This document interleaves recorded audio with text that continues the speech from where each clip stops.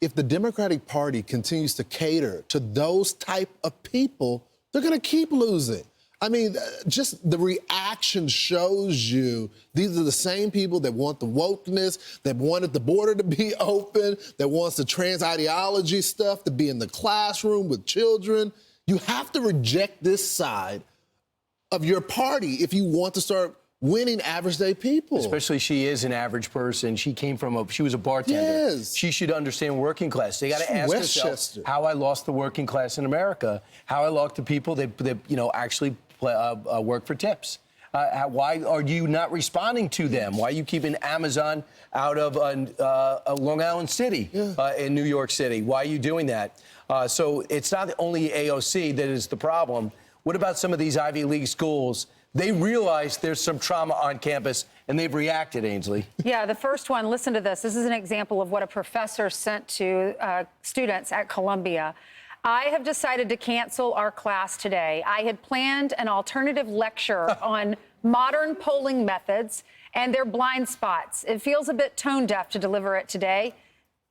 Be good to yourselves and check in on your friends. And apparently some of the Jewish students at Columbia are upset because they said, why didn't you cancel class when we were being yelled at, 100%. when we were being, scared for our lives? And they're saying you're canceling class because some people feel like that Trump should not be the president.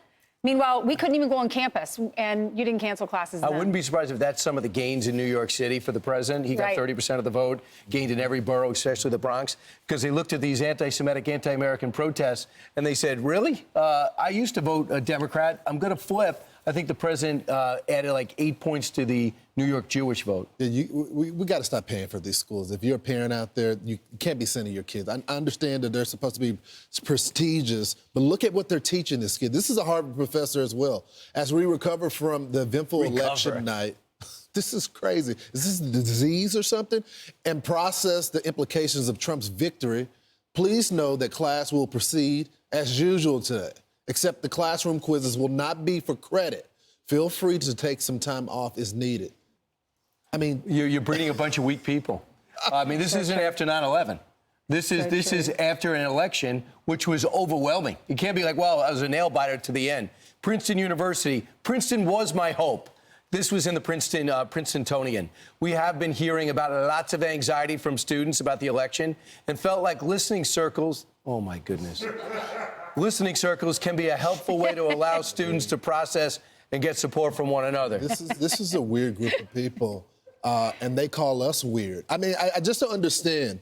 A party, a movement, a group of professors, that entire theme of their campaign was democracy, saving democracy. And we had a democratic process with a landslide. I mean, it wasn't even close. We're talking about your blue wall that you guys, and so a clean sweep, and you don't respect the will of the people? Well, Ari Fleischer, when you interviewed him this morning, he made a good point. It's fascinating. He said, when you look at who voted for Kamala Harris, the numbers are interesting. It's flipped. Wealthy, wealthy, wealthy people, he said. Over 100,000. Educated, college educated, and he said people without religion.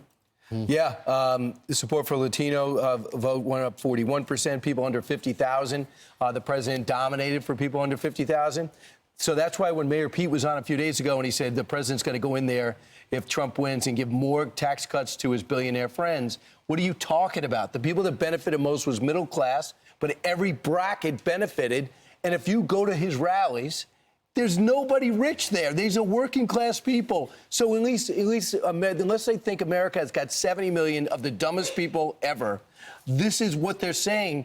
But there are people like David Axelrod, I think, that are going to do some legitimate evaluation. David Plouffe, legitimate evaluation. I think that these people are totally detached and are questioning whether they should stay in America. And they don't know what middle America's like. Yeah. I mean, middle America does have religion. Middle America likes God. They like to take their children to church on Sundays because it teaches you right from wrong. You know, to Brian's point about all the talking points that was put out there before the election, I hope it gives us some type of comfort, because I was worried, honestly, in some forms of way. The mainstream media they were so aggressive with the celebrities. And I mean, it seemed like, Ainsley, you would go every day through the lies that were told about the former president, national abortion bans, and just not Project whatever, Yeah, Project 2025, just He was over not and a part of over and that. over. But the American people, they are smarter. And they rejected all the talking points What does that that were tell put you? out there. You make a good point, because think about all the channels, ABC, NBC, CBS, MSNBC, CNN, all pro-Kamala.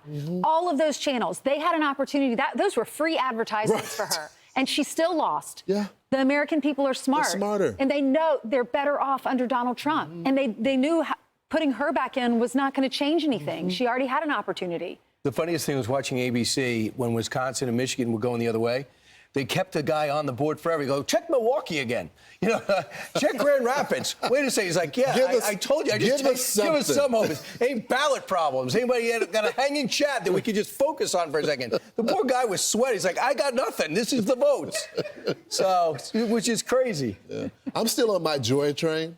I have joy for the American people. I spent a whole week at the DNC with false joy and people talking about that the country is so well and the economy is so well. I'm so glad that we got a reality check right now, some vindication. And you wonder who's more joyful, Joy Reid or Joy Behar. You're right. If we can write us, friends@foxnews.com. Sean calls her joyless. Yeah, I think he's 100% Joyless right. Behar. Definitely joyless now. You watch that Okay. show a lot. His show Yeah. or her show? No, Harry. His show, definitely. Every night. I'm Steve Ducey. I'm Brian Kilmeade. And I'm Ainsley Earhart. And click here to subscribe to the Fox News YouTube page to catch our hottest interviews and most compelling analysis.